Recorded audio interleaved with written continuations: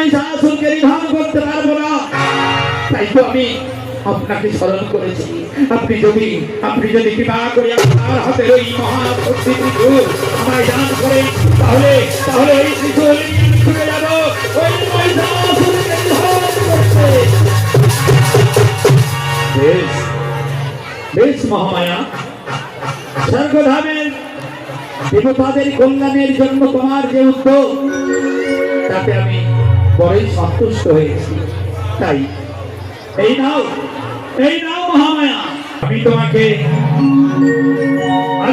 দান করলাম এই মহাশক্তি। শুধু দান করলাম তাই নয়, আমি তোমাকে আশীর্বাদ করছি মহামায়া, এই যুদ্ধে তুমি জয়ী হও।